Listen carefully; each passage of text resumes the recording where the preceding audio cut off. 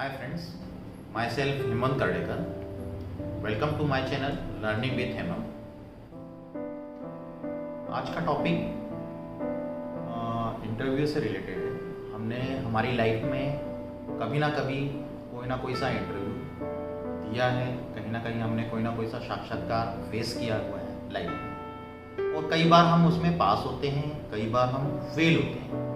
जब भी हम फेल हो जाते हैं तो उस कंडीशन में हम लोग काफ़ी ज़्यादा डिमोटिवेट हो जाते हैं। हमें ऐसा लगता है कि हम लोग उसके कंडीशन में कैपेबल नहीं थे, इस वजह से हम उसमें इंटरव्यू में फेल हो गए।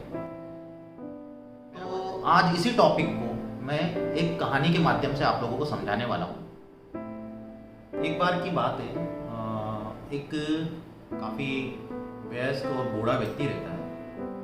वो अपने बेटे को बुलाता है और बेटे को वो एक बहुत ही चमकीला, बहुत ही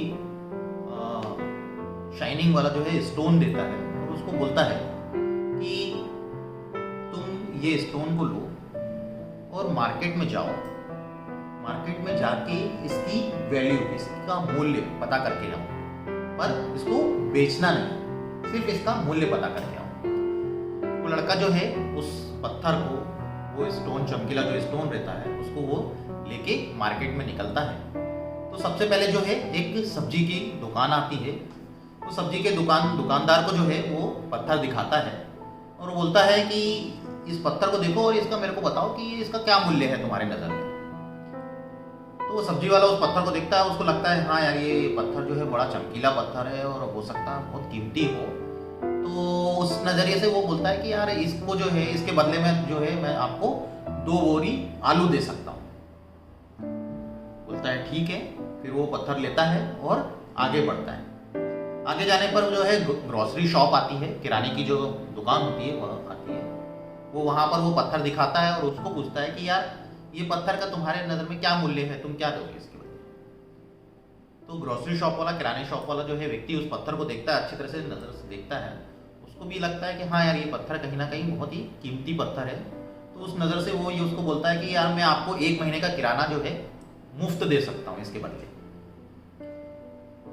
फिर वो वापस से वो पत्थर को लेता है, फिर वो आगे बढ़ता है। इस बीच में एक सुनार की दुकान आती है। सुनार की दुकान में वो जाता है, सुनार को दिखाता है कि देखो ये एक मेरे पास में बहुत ही बड़ा पत्थर है, वो चमकीला पत्थर है। तो वो पत्थर को देखता है, स्टोन को देखता है, एंड देन वो सुनार बोलता है कि हाँ यार, मुझे लग रहा है ये बड़ा कीमती पत्थर दिख रहा है, तो इसके बदले जो है मैं आपको जो है 10 लाख रुपए दे सकता हूँ।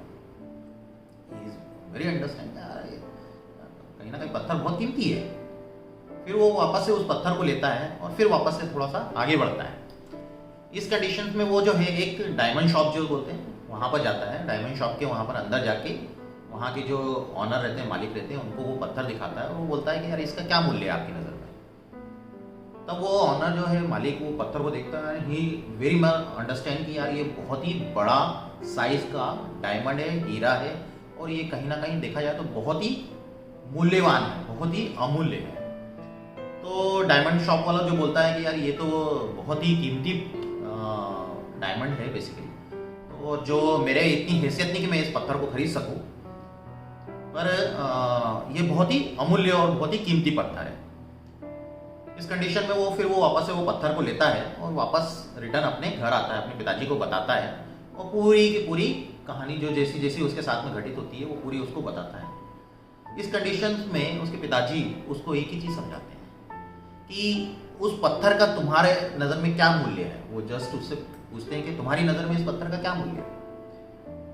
तो वो लड़का बताता है कि जो सब्जी वाला है उसकी नज़र में इस पत्थर का मूल्य जो है वो 2 बोरी आलू है। किराने की शॉप पे जाता है, किराने वाला जो बोलता है 1 महीने का किराना जो है वो इसकी वैल्यू है। सुनार उसको 10 लाख रुपए बोलता है और डायमंड शॉप वाला बोलता है कि ये अमूल्य है, बहुत ही बेशकीमती हीरा है, इसकी कोई कीमत नहीं है। तो इससे हमको एक ही चीज़ समझ में आती है कि जिसका जितना लेवल होता है, जिसकी जितनी हैसियत होती है, जितना लेवल होता है, वो उस हिसाब से उस पत्थर की कीमत कहीं ना कहीं जज करता है। ऐसा ही हमारे साथ हमारी लाइफ में होता है। जब हम कभी भी इंटरव्यू देने जाते हैं तो इंटरव्यू देते समय या कोई भी हमको जब कोई जज कर रहा है, हमारे को लाइफ में कोई भी हमें जज कर रहा है, तो वो उसका जो लेवल होगा उसी बेस पे वो हमारी मूल्य या हमारी वैल्यू जो है वो बताता है। उसका जितना नॉलेज होगा उस हिसाब से वो हमको जज करता है और हमारी वैल्यू बताता है। तो कई बार जब हम इंटरव्यू में फेल होते हैं तो इसका एक रीज़न ये भी हो सकता है कि उसकी सामने वाले का उतना नॉलेज ही ना हो जितना कि मेरी वैल्यू हो, मेरा नॉलेज हो, सामने वाले का उतना नॉलेज ना हो। दूसरा, कई बार ऐसा भी होता है कि हम वो इंटरव्यू दे रहे हैं और उनको चाहिए कि एक लेबर क्लास व्यक्ति चाहिए, but I am a very highly qualified for that. मैंने कहीं ना कहीं डिप्लोमा किया है, बीई किया है, इंजीनियरिंग कर रखी है, एंड दे वांट कहीं ना कहीं लेबर क्लास व्यक्ति चाहिए। तो उस कंडीशन में हम लोग कई बार जो है वैसे इंटरव्यू में फेल हो जाते हैं। और हमें क्या लगता है कि हम लोग इतने पढ़े लिखे हैं, हमारा नॉलेज अच्छा है, इसके बावजूद जो है हम वहाँ पर फेल हो गए। तो इसके पीछे का जैसा मैंने बताया 2 रीज़न, एक कि उसका सामने वाले का नॉलेज, और दूसरा कई बार हम ओवर क्वालिफाइड होते हैं, हम लोग कहीं ना कहीं बहुत ज़्यादा नॉलेजेबल होते हैं, उस पोजीशन के हिसाब से हमें वो पोजीशन सूट नहीं कर रही होती, इस वजह से भी कई बार हम इंटरव्यू में फेल हो जाते हैं। तो मेरा यहाँ पर आप लोगों सभी से एक ही है कि हम सभी कहीं ना कहीं, हम सब में कुछ ना कुछ अनोखा है, हम लोग कहीं ना कहीं बहुत ही अलग होते हैं। तो अपने आप की तुलना कभी भी किसी और से नहीं करना चाहिए, क्योंकि भगवान ने भी हमें जो है फिंगरप्रिंट्स में यदि अपन देखें तो सभी के फिंगरप्रिंट्स अलग अलग होते हैं, यूनिक होते हैं। यदि हम आंखों का रेटिना की बात करें तो सभी की रेटिना अलग अलग होते हैं, डिफरेंट होते हैं, यूनिक होते हैं। तो भगवान ने भी हमें कभी सेम नहीं बनाया, और उसी कंडीशन में हम भी कभी किसी और के साथ में अपने आप की तुलना कर रहे हैं तो कहीं ना कहीं हम अपने आप को कम पाते हैं यदि हम किसी के साथ में तुलना कर रहे हैं। तो डेफिनेटली मेरा आप सभी से यही है, किसी के साथ में तुलना नहीं करना चाहिए और कभी भी डीमोटिवेट नहीं होना चाहिए।